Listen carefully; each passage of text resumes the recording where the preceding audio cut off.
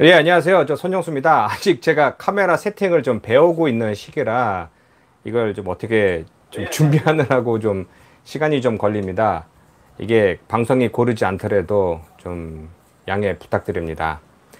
오늘 제가 처음으로 이렇게 라이브로 시작한 이유는 앞으로 이제 이 제작 과정을 제가 그전에 먼저 만들어서 편집하는 게 시간이 많이 걸리고 시차도 많습니다. 그래서 그런 것을 좀 빠르게 하기 위하여 이제 앞으로 제가 장소도 이전하며 이런 라이브로 그 시간에 있는 내용을 바로 이제 방송하는 그런 방안으로 제가 지금 연습하고 있습니다. 그러니까 많은 이제 시청 부탁드립니다.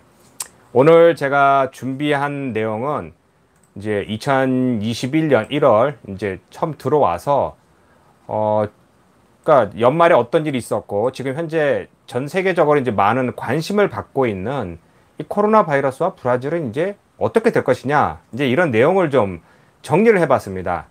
그러니까 이게 올해 드디어 이제 작년 1년 지나서 이제 드디어 이제 어떻게 이제 뭐 나라가 좀 제대로 좀 돌아갈 것이냐 아니면 좀 이게 좀 그대로 이제 계속 이런 불안감을 갈 것이냐 이런 문제가 있습니다. 그러니까 많은 분들이 이제 작년에 이렇게 고통 받았으니까 올해는 좀 바꿀 거 아니냐 이런 기대감도 많고요. 또 하나는 먼저 시작된 이 북반구 유럽과 미국 상태를 봤을 때 이런 식으로 계속 가면은 올 이제 5월, 6월, 7월부터 온도가 변하고 가을, 겨울로 들어가면은 분명히 또 여기도 그렇게 확산이 될 것이다. 그러니까 이래저래 해서 이건 문제가 되니까 이런 걸 좀 빨리 좀 해결하기 위해서 백신이 빨리 나와서 접종을 해야 되는데 유럽에서 시작했는데 브라질은 어떤지 아직 준비가 안 돼 있습니다. 그 내용 이런 것을 좀 정리를 해서 오늘 뉴스 바로 알려드리겠습니다. 예, 지금 뭐 계속 올라오시는 분 이상현님 예 고맙습니다. 김윤범님 고맙습니다. 또 이영주님도 고맙습니다. 자, 그러면 이제 오늘 있는 이제 주요 뉴스 요 몇 가지를 추스려서 여러분에게 알려드리겠습니다. 그러니까 먼저 현재 가장 불안한 것은요. 환율이 작년 말만 해도 5회 할 때 잘하면은 4회 할 때로 떨어질 것 같았는데 오늘 지금 시간이 5.28입니다. 그러니까 예상과 달리 환율이 자꾸 오르고 있죠. 그 이유는 뭐 여러 가지 뭐 이유 중에 하나가 가장 민감한 게 브라질 경제와 상태가 굉장히 불안하다라는 것입니다. 그 이유는 어제 대통령이 또 이제 크나큰 이제 또 폭탄 선언을 했죠. 인터뷰 중에 브라질은 경제를 끝났다. 내가 할 수 있는 게 없다. 그러니까 뭐 헛 웃음만 나오는 겁니다. 대통령이 이제 언론과 인터뷰에서 야, 나 조세 개혁도 하고 싶고 뭐 준비 다 하고 있었는데 팬데믹이 오므로써 브라질 망했다는 얘기입니다. 대통령이 이런 발언을 하자 이게 저도 언론에서 약간 조금 일해봤지만 언론사들은 뭐 좌우 상관없이 어머 이 뉴스네 해서 전 세계적으로 막 떠들었습니다. 브라질 대통령이 이렇게 얘기했다.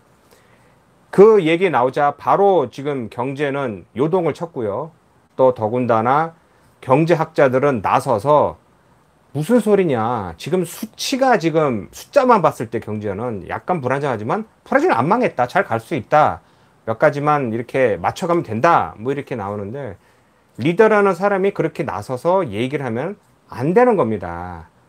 불안감을 조성한다는 거와 또 이제 신용을 떨어뜨리는 거와 또 하나는 그럼 당신이 그러면은 해결할 사람이 대통령인데 어떻게 하겠느냐? 그걸 어떻게 하겠다는 게 아니라 그냥 자기가 면피죠. 그러니까 자기 책임을 피하기 위해서 말한 것밖에 안 되는 겁니다. 그러니까 이런 악재가 자꾸 몰리니까 외부에서 보는 브라질 시각을 굉장히 부정적으로 보고 국내에서는 정치적으로나 이게 항상 그렇죠. 뭐 똑같지는 않지만 크게 뭐 좌우로 나눴을 때 다들 거 봐라 저 사람이 저럴 것이다 라고 물어뜯는가 하면 누구는 그게 아니라 그냥 일단 침묵하고 좀 기다려 보자 라는데 어찌됐건 아무 도움이 안 되는 상황입니다. 참고로 이 대통령은 주말에 그러니까 연휴였죠. 요 과루자라고 하는 상파울루에서 근처에 있는 이제 해변가에 요트 타면서 보트 타고 사람들과 놀면서 마스크 안 쓰고 사람 몰리는데 그 과루자라는 해변 그 도시 시장은 미치고 환장을 노리시죠. 모범이 보여야 될 사람이 저렇게 막 다르니까. 어쨌든 개념 없다고 지금 욕먹는 상태고요. 제가 이렇게 말하면은 저보고 저거 저 좌파 놈이라고 욕을 하면서 말씀하시는 사람이 많은데요. 저는 좌파 우파 그런 거로 보지 않고 각자 역할에서 하는 것을 좀 제대로 했으면 하는 마음이 있습니다. 지금 경제 상태가 어려우면서 팬데믹이 시작하면서 현재까지 한 10만 개의 고용이 다시 창출됐다고 합니다. 근데 이게 전부 남성을 위주로 하였고 오히려 여성의 일자리는 22만 개가 사라졌습니다. 뭐 여러 이유가 있겠지만 여자가 할 일과 남자가 할 일이 안타깝게는 아직 이렇게 분류되어 있고요. 뭐 일자리를 그러니까 고용을 하는 사람 측에서는 뭐 여자를 더 그러니까 남자를 더 선호하는 것 같은데 여자가 집에서 아이를 보고 또 하나는 또 일을 안 하다 보니까 자기 인권에 대한 뭐라 해야 될까? 그러니까 일을 못 하다 보니까 남성에 많이 의존하게 되고 또 모두 집에서 격리하다 보니까 가정 폭력, 여성 폭력이 어마어마하게 늘었고 지금도 어마어마하게 지금 살해당하고 있습니다. 그러니까 이런 게 좀 안타까운 상황인데 얼마 전에도 한 판사는 법이 있습니다. 브라질에 여성을 폭행하면 안 된다라는 뭐 만약에 했을 경우 가중 처벌을 받게 되는데 여자는 뭐 가끔 가다 두들겨 맞아야 돼. 이런 식의 판사가 말을 하니까 아직까지도 인권에 대한 인식이 낮다라는 게 지금 브라질의 안타까운 현실입니다. 현재까지 확진자는 781만 명이고요.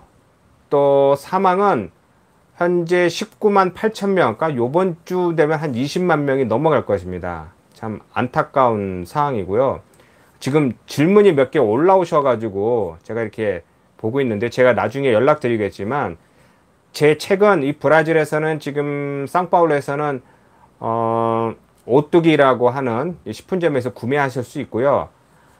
한국이나 다른 곳에서는 제가 링크를 나중에 이 동영상 밑에 달아드릴 테니까 한국이나 특히 한국에서는 서점에서 온라인 서점에서 사실 수 있습니다. 그걸 사시고요. 만약에 브라질에 사신다면은 제 연락처를 드릴 테니까 그곳으로 이제 주소와 연락처를 주시면은 어떻게 제가 보내드릴 수 있는지 그걸 제가 알려드리겠습니다. 그러니까 뭐 책값은 뭐 얼마 안 되지만 이 주소를 보내주시면은 그쪽에 제가 우편으로 어떻게 보내드리는 것으로 제가 하도록 하겠습니다. 자, 또 하나는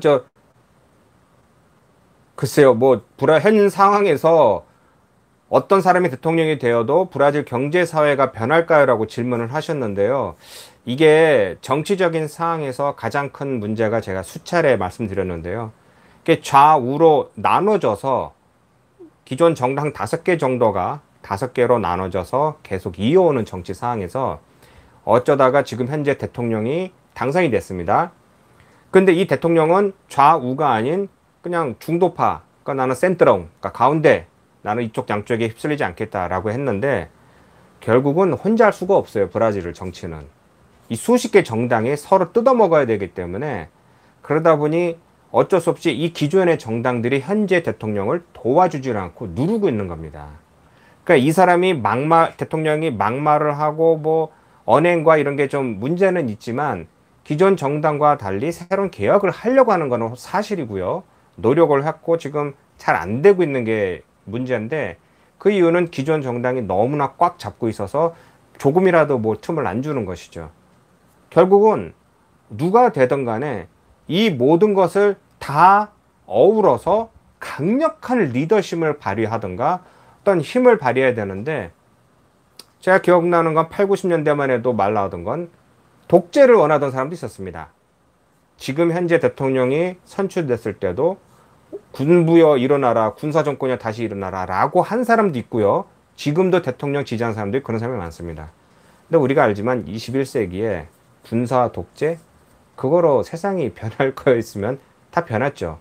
지난 20세기 우리가 그걸 다 해봤는데 결과가 안 좋다라는 것을 아니까 그렇게 되는 건 아니고 이걸 뜯어 고쳐야 되는데 지금 현재 볼소나로 대통령이 저는 이제 크나큰 기대를 걸었고 그러니까 좌충우돌 하더라도 일단 개혁과 혁신의 첫 신호탄을 올린다라고 봤는데 이 코로나라는 건 아무도 예상하지 못한 것이라 걸림돌이 생겨서 지금 바뀌지 못하고 있고 앞으로도 크게 쉽게 바뀌지는 못할 것입니다.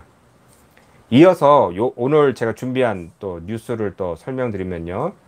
그러니까 현재 뭐 오늘까지 19만 8천 명이 지금 사망했다고 하고요. 하루에 이제 400, 뭐 500, 600명 이렇게 지금 사망하고 있습니다. 굉장히 안타까운 상황인데요. 마나우스라고 하는 곳은 이 브라질 아마존 지역에 마나우스라고 하는 이제 160만 명 정도 사는 이제 공업 도시가 있습니다. 그러니까 마나우스 아마존이라는 곳은 길과 이런 걸 놓을 수가 없는 게 강이 하도 높고 낮고 이런 것도 있고 사람도 많이 살지 않는 곳입니다. 그래서 그곳에 공업 도시가 있는데 그 공업 도시가 지금 적도 바로 밑이라 굉장히 덥습니다. 엄청 덥고 또 열악한 환경에서 어마어마하게 사람이 죽어가고 있습니다. 그래서 1월 1일 날 취임한 이제 시장이 지금 현재 어떤 상황인지 좀 알아보려고 이제 뭐 병원도 돌면서 뭐 이런 뭐 확진자들 뭐 만나보고 데이터를 보니까 야, 사람이 너무 죽어간다. 이거 한 2달이나 3달 안에 지금 현재 임시로 만들었던 묘지까지도 꽉 찰 것이다. 그래서 지금 3만 개의 묘지를 더 만들라고 지금 뭐 얘기했는데 그 어떻게 해결 방안이 없는 겁니다. 적도 밑이라 엄청 덥고 습도가 높고요. 열악한 환경에 뭐 확진자와 사망자가 같은 뭐 복도에 누워 있는 등 굉장히 안타깝고 그곳에는 지금 우리 한인도 많이 사시는 게 공장이 있습니다. 우리 기업에. 그래서 그곳에서 근무하시는 분도 있고 가족도 있고요. 올 작년인가에 가셨다가 올 3월부터 격리하시던 분이 6월인가 7월에 이제 한국으로 철수하셨습니다. 그분 가족은. 근데 나아질 줄 알았는데 다시 이렇게 락다운이 이렇게 되니 지금 그곳 사시는 분이 어떻게 어려울지 참 우리 같은 한인으로서 또 같은 사람으로서 굉장히 안타깝습니다. 이렇게 확진자와 이 사망자가 늘고 있는 가운데 해변에는 뭐 드러내놓고 많이 노는 사람들이 있는가 하면은 그냥 가족끼리 마스크 쓰고 근처에 가서 마스크 벗고 우리끼리 좀 놀지라는 생각을 가진 분이 많습니다. 다 자유가 있고요. 권리가 있고요. 또 가족과 행복을 누리기 위한 또 이런 뭐 여행 가는 건 좋습니다. 근데 그렇게 생각하신 분이 전부가 아니더라도 많은 분이 그러니까 그 조그마한 해변이 꽉 차는 겁니다. 그리고 이 상파울로 시뿐만 아니라 이 외곽 지역에 사는 사람들은 여가 생활을 할 게 없습니다. 그들은 뭐 한 달에 200불, 300불 받는 월급 받으면서 어떻게 사는 사람들인데 그러다 보니 그 지역에서 뭐 축제가 열리죠. 그럼 수백 명, 수천 명이 모여서 음악 틀고 술 먹고 노는데 경찰이 급습하여 그것을 그들 뭐 떠나라고 하는데 이해가 갑니다. 20, 30대 사람들이 여가 생활도 하고 남녀가 만나야 되는데 지금 현재 어디 가서 뭘 해야 될지. 그러니까 이게 쉽게 어떻게 해결될 방법은 없다라는 것은 알고 이해가 되는데 아직까지도 뭐 시내에서도 버젓이 뭐 마스크 안 쓰고 뭐 이렇게 행동하는 사람도 많아서 참 안타깝고요. 이렇게 환자가 많이 늘면 이 브라질에선 개인 의료보험이 있습니다. 그러니까 정부에서 해주는 의료보험은 시스테마 우니코 데 사우지라고 해서 공립병원에 가면은 한 푼 안 들이고 다 해줍니다. 이론적으로.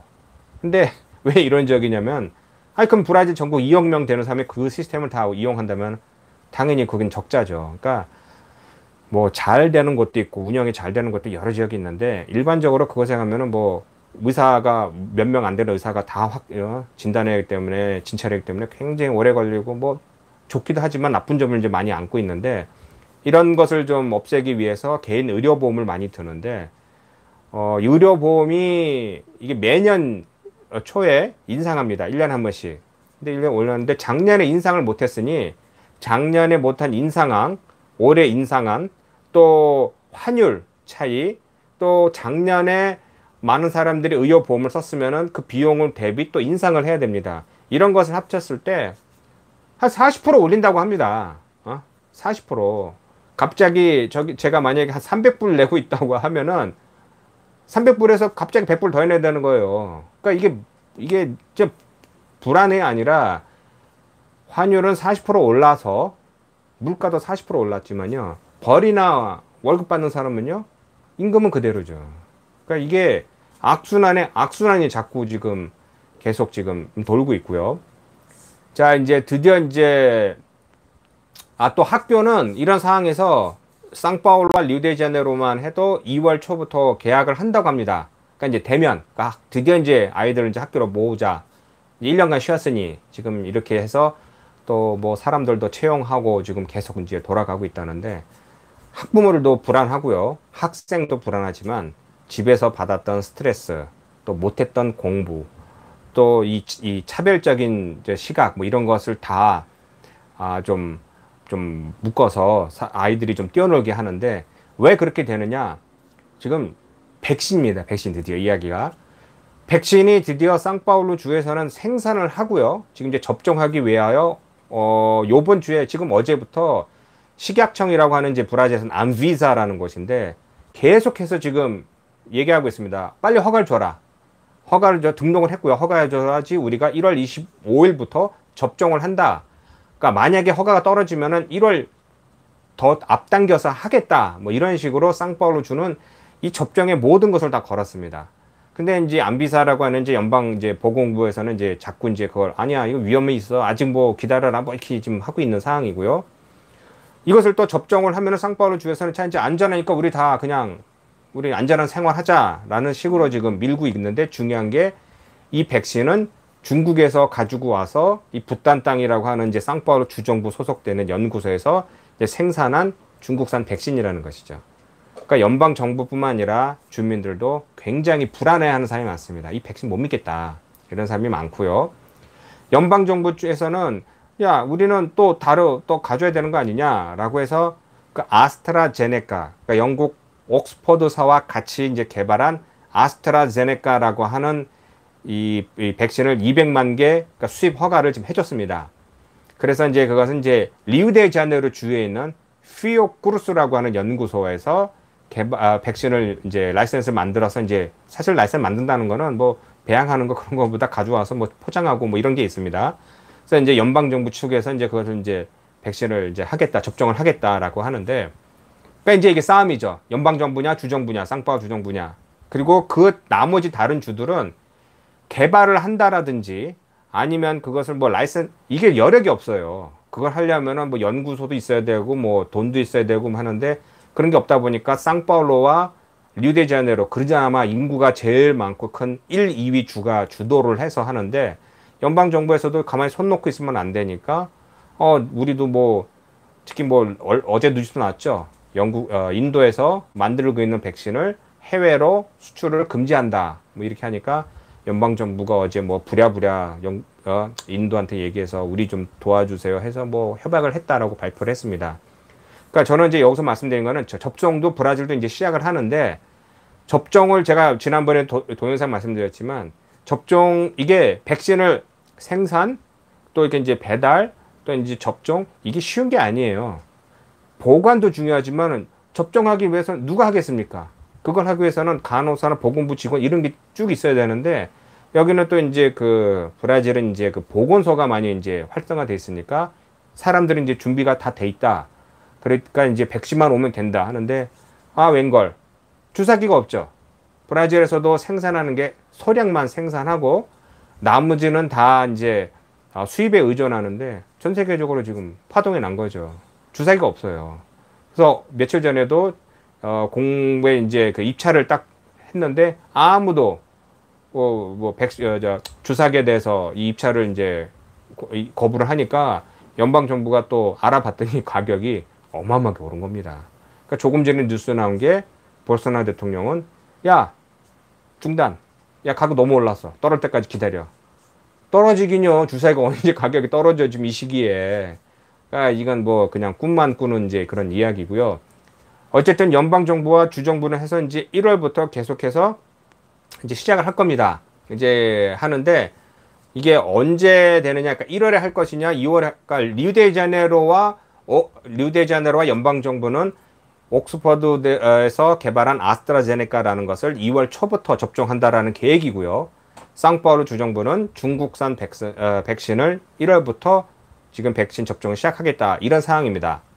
근데 아직까지 넘어야 될 게 일단 안비사 식약청에 이제 허가가 있어야 되고요. 첫 번째, 두 번째 그걸 접종하기 위해서 주사기가 필요하고요.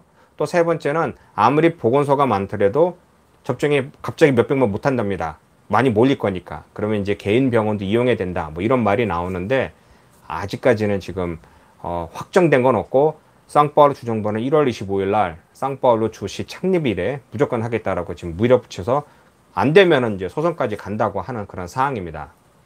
자, 이제 마지막으로 매년 초에는 자동차 보유세, 그러니까 이베웨아라는 것을 꼭 내야 됩니다. 그리고 라이선스 세금을 또 내야 됩니다.